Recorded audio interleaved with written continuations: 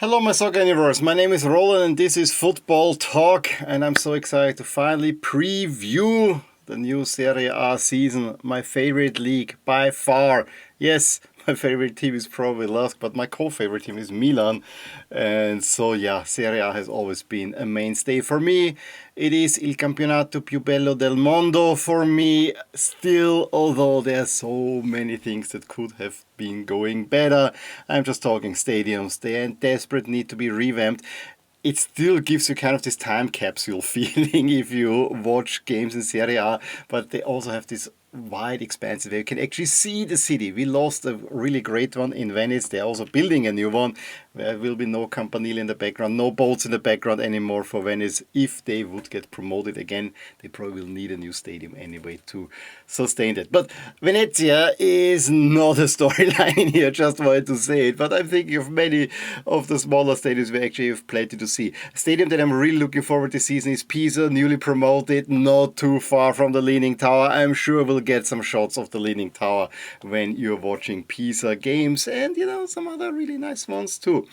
But yeah, stadiums are though a problem, they're all very old, decrepit, and building new ones in Italy are really, really, really hard. We also have a new stadium being built in Florence. I just want to mention that the Artemio Franchi should be back in business in September-ish.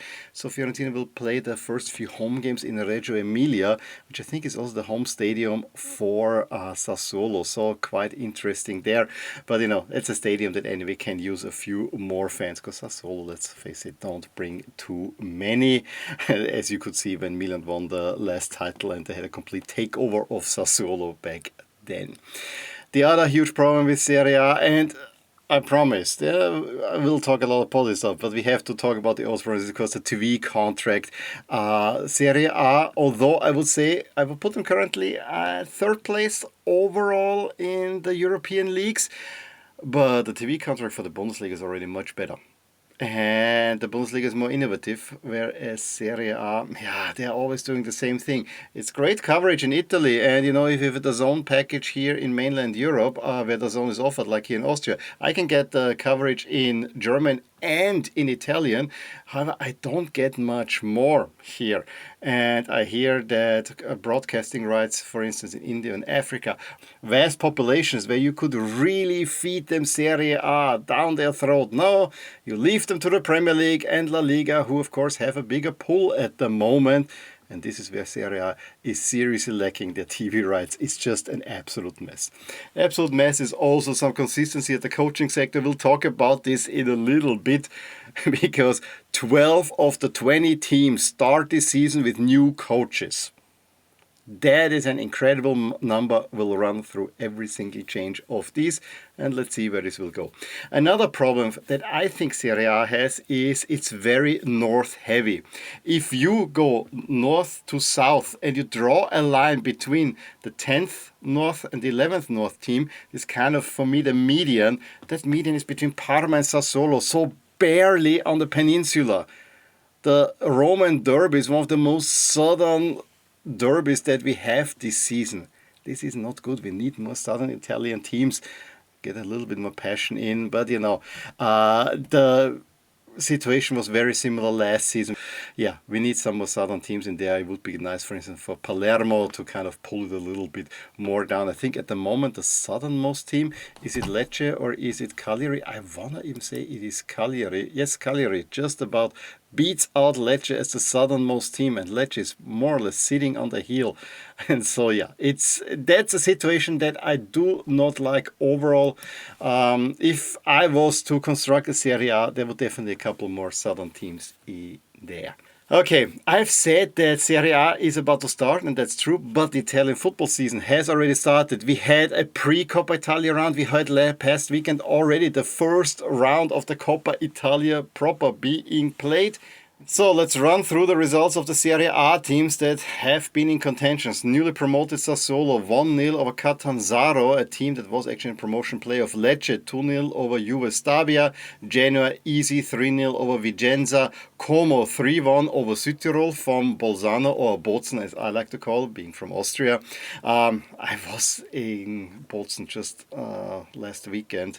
I probably should have looked for a jersey there, although, the Südtirol jerseys are not that great. Cagliari needed penalties. I think it was a weird thing where they had a penalty in the 86th minute that they saw missed, and then they scored an own goal in the same minute to concede the equalizer against Virtus Entella, and this was, I think, in the 86th minute. This was just one of those that I really looked up for. Parma against Pescara at easy 2-0. Milan also had it relatively easy against Bari. Bari did have their chances, but then there was a beautiful Rafael header. Rafael starting up top as a striker. That is a new thing, but then he got injured as well. And then Santi Jimenez assists Pulisic. I really hope that these two will be working well. We'll be talking about Milan a little bit more too. Hellas Verona also needed penalties against Audace Cerignola. I also was in Verona for a half day. I got a new jersey. You will see this very soon on my main channel. But yeah, they also conceded a very late equalizer, but then on penalties, no overtime. They won that one. Udinese against Carrara, 2-0, and Torino, very meager 1-0 win over Modena, which now sets up the round of 32 fixtures. It's only a half because, there are already 8 teams waiting. The top 7 from last season plus Bologna as the winning team from last season. Milan will play Lecce. Francesco Carmarda has been basically sold to Lecce with a buyback clause. Then Como against Sassuolo. Two smaller teams, however, both of them have been making some noise. Especially Como is one team that I'm really having my eyes on this season. Newly relegated Empoli will take Genoa. Frosinone against Cagliari. Parma against Spezia. That's also relatively close. I think they're just on Autostrada connected, those two. Torino against Pisa. Udinese Palermo. Palermo, but I think Udinese is too big. And then also a Veneto derby between Hellas Verona and Venezia. So quite interesting stuff. So this already happened on the past weekend. Let's go even a little bit further back and recap what was last season. We had a really great season last season with a title race that went down to the wire. A title race, to be honest, that was a little bit of a snail's race as well, because at one time Napoli and Inter both looked like they're more or less stumbling, but then Napoli hit the stride and under Antonio Conte managed to get their second title in 3 years after a really bad season before that. So Napoli looking good with a very underpowered squad. Inter were focusing on everything and ended up with nothing. It is probably one of the legacies of the Simone Inzaghi era, which ended, of course, after the Champions League final, that Inter probably had in the past 4 to 5 years always the best squad in the league. However, in the last 5 years, they only won 2 championships when they probably should have won 3 or 4, given that that is definitely a truth that has to be mentioned. But they should have won probably last season as well, but threw it away on occasions. And so Napoli actually get the title.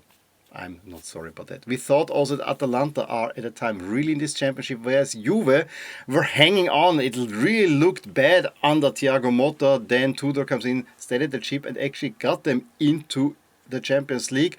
And almost a similar story for Roma, who started horribly. Sacked De Rossi for basically no reason whatsoever. Got then Ivan Juric in, completely the wrong guy.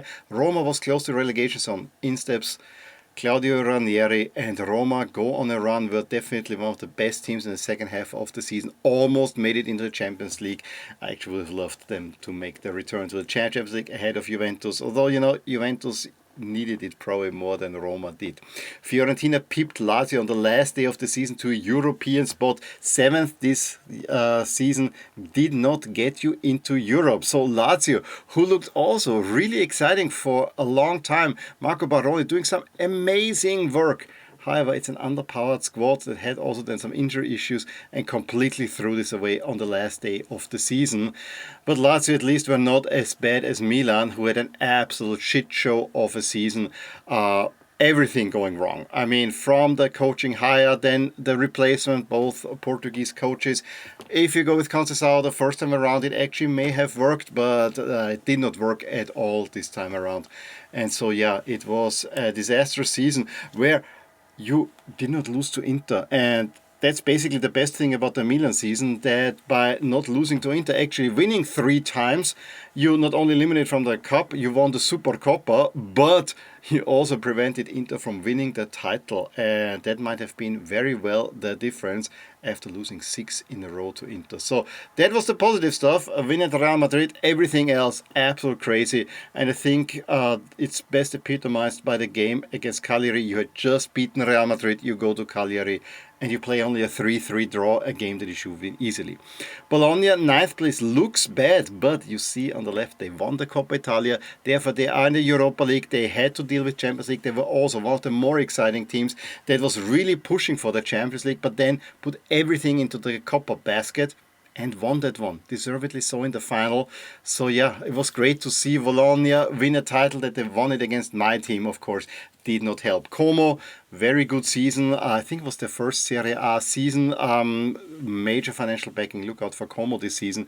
And then, the rest was more or less from mid-table to relegation battle. The relegation battle was also quite exciting. Monza was very clear that, with the passing of Berlusconi, this was only going to go one way. And then, Galliani stepped in, also didn't really help. They were gone. But the rest was really, really tight. I was sad to see Venezia go. I don't feel it necessarily as much for Empoli, although Empoli is probably one of the best run clubs. Them, it doesn't hurt to go to Serie B. But I was happy to see Parma survive, Cagliari survive, Lecce survive, even Hellas Verona and Genoa. So, I was always going to be a little bit sad, but Southern teams, very good that we kept Lecce and Cagliari. And Parma is just a team that I want to have in my ideal Serie A. Ideally would have liked Venezia too, but was not meant to be. They were replaced, Monza, Venezia and Empoli, by Sassuolo. After a year back, they romped through Serie B, and Pisa. They earned direct promotion, and then Cremonese beat Spezia in the final for the last promotion spot. And so Cremonese also back. We see a little bit more Rosso Grigio. Not my favorite color combination, but hey. And now, going into the new season, I already said there were many coaching changes. Let's run through all of them. The first one was Raffaele Palladino at Fiorentina, who resigned and was then replaced by Stefano Pioli, the championship coach for Milan. He was before that also at Fiorentina. I think this is a great appointment. Palladino actually did quite some good work, but he did not have the backing from the club, so never really worked out. Then we get to already one of the bigger head scratchers, Inter. Simone Inzaghi kind of stepped down and went to Saudi Arabia, and this is still one that puzzles me, and he was replaced by Christian Chivo. Didn't Marotta have anyone lined up? Christian Chivo had just managed 13 games at Parma. That's really, really weird. Inter legend, blah, blah, blah. But I just don't see this working. This is probably the weakest point for Inter in the upcoming season. Although the squad, again, is probably one of the best in Serie A. Cristian Chivo himself was then replaced by Spanish coach Carlos Cuesta. Cannot really say much about him. But that was also one. Milan ended the contract for Sergio Conceição. They had the option after just 6 months to say, we tried it, didn't really work. As much as I like Sergio Conceição, he came in a situation where he basically could not win. He never managed to turn around. It's always hard mid-season. And, after losing the Coppa final, I think it was clear that he will be gone. And they got the best coach available, Massimiliano Allegri. Honestly, I was a little bit underwhelmed by the signing, but I know it's a safe pair of hands. And, Allegri has probably something to, make up with Milan as well. His first year he won the Serie A, he threw then away. I still think Milan had at one point a 4-point lead over you. We threw away a second title when they were the favorites. Then he had actually a pretty good season where Milan started badly and he got them still into the Champions League. And then, it went down, but also Berlusconi's involvement waned. And I think this was the reason why then Massimiliano Allegri was let go. So he returns to Milan.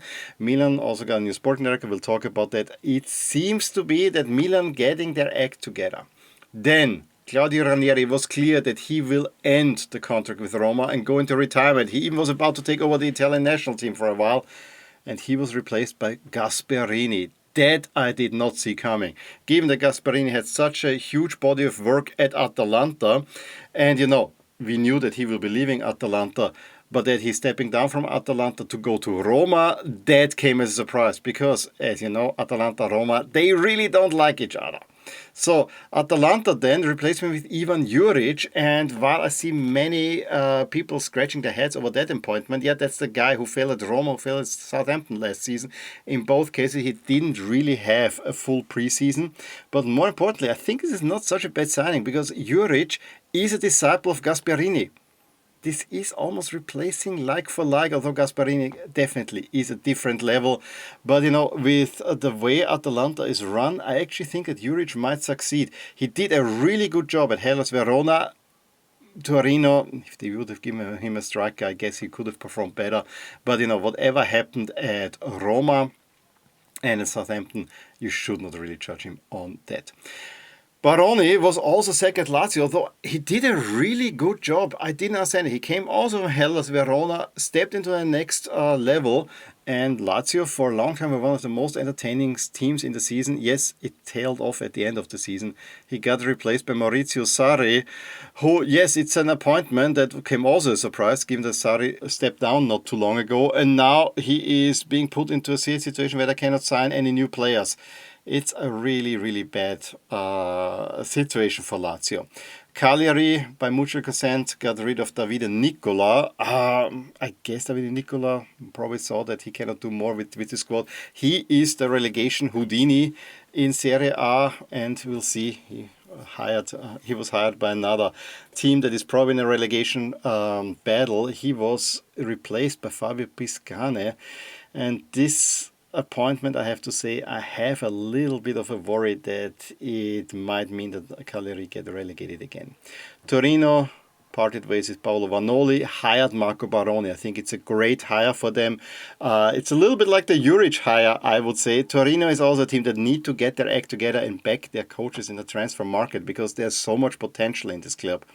Was not gonna happen under Juric, but Juric was at Hellas Verona, came to Torino now. Baroni via the detour of Lazio went now to Torino. Lecce let go of Marco Giampaolo. Yeah, I don't have a high opinion of him, although he did some good work at Sampdoria, replaced by Eusebio Di Francesco, who came from Venezia. That's going to be an interesting one. Eusebio Di Francesco plays very attractive football, but his teams typically do not survive. So does this mean that Lecce will also go down? We have to see. Pisa took the promotion Houdini, Filippo Inzaghi, who then went to Palermo and replaced him by Alberto Gilardino. Not sure, replacing one former Milan striker with another one. Not sure how this will work out. And for Cremonese, let go of Giovanni Stroppa, another former Milan player. And they got Davide Nicola. Might this mean survival for Cremonese? We gotta see. Now, from what I've been saying, you probably have already a good feeling what I think about these teams, especially the new ones. But let's look a little bit of what my model is predicting for the new season. And before I show you the table, this is ELO rating and betting odds mixed. And because the ELO rating for one of the title contenders is so high, it goes completely against the betting odds and what people would say. It is Inter who are the favorites according to my model that, as I said, is an aggregator.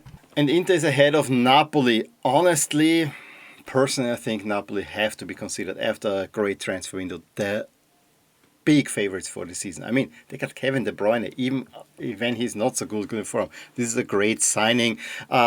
Serie A got some really old guys, famous guys in, but De Bruyne at Napoli, this is just something fitting. They really backed Conte up. The only thing is that Lukaku got now injured, so let's see if they can replace him. Then Juve is in third place. Honestly, probably Juve will make it in due to the quality of the squad, but they need to also shed quite some players. Vlahovic is primary in that one to get the salary structure right. Milan is currently in fourth place. Given that Milan are not in Europe, I actually could see, and I don't want to be too positive because the last time I was so positive was a few seasons ago where I also thought, this, many new signings, it's exciting, and then it didn't work out. But I actually think that Milan should make it back into the Champions League places, as I think should Roma, who under Gasparini is probably the team that you really don't know what to think about.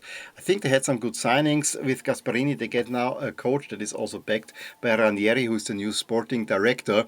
I I just see it as a very combustible mixture. Atalanta will have probably a little fall off unless Juric can really pick up. But Atalanta also losing quite a few players. Foremost, Ademola Lookman, who is rumored to go to Inter, but most likely will not end up at Inter.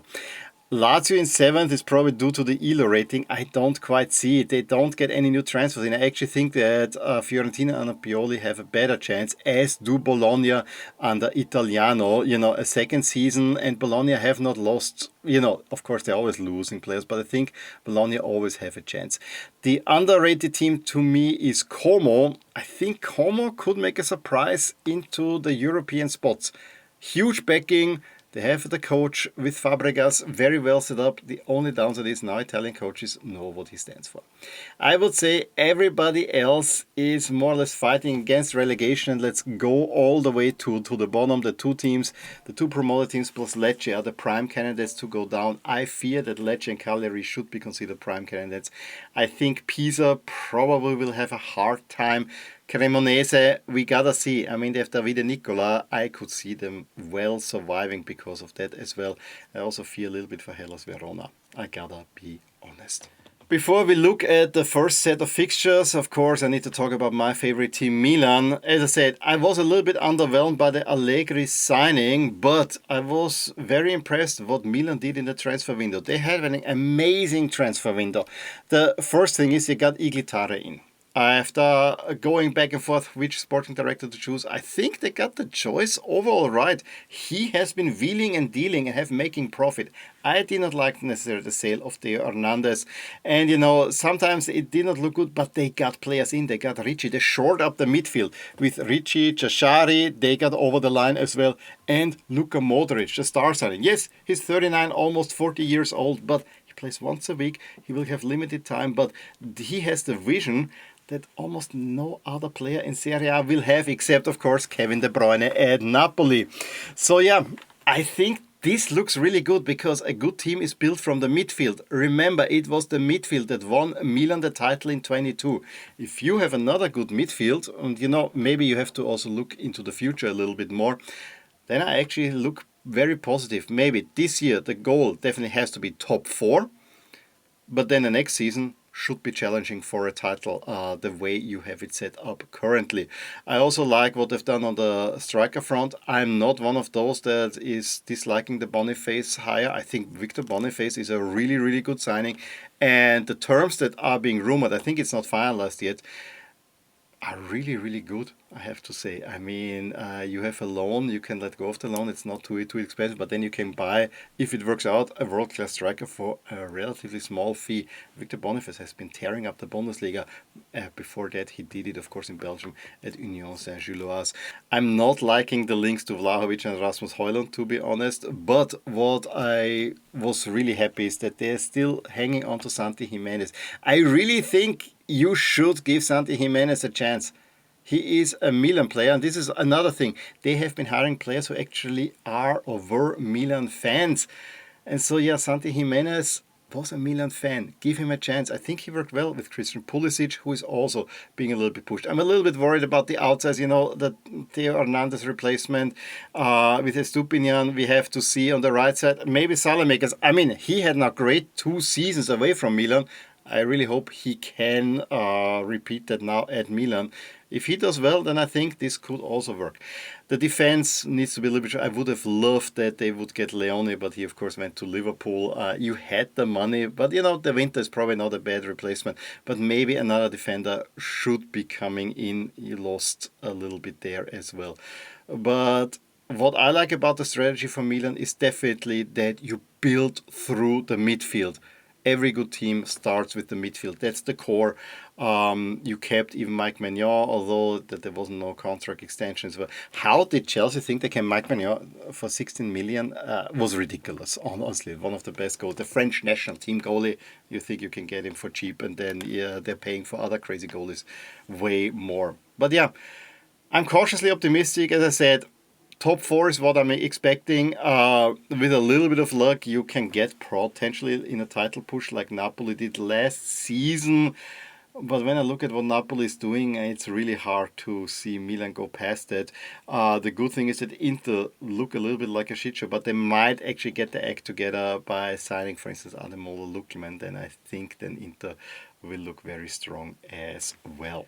Let's look at the first round that starts on Saturday evening. Of course, the champions kick that one off, but there are two games that are actually starting: Genoa Lecce and then Sassuolo Napoli. I actually think Napoli should start at home. Milan also start on Saturday in the evening against Cremonese, and then Roma Bologna at the same time. A very, very interesting game as well.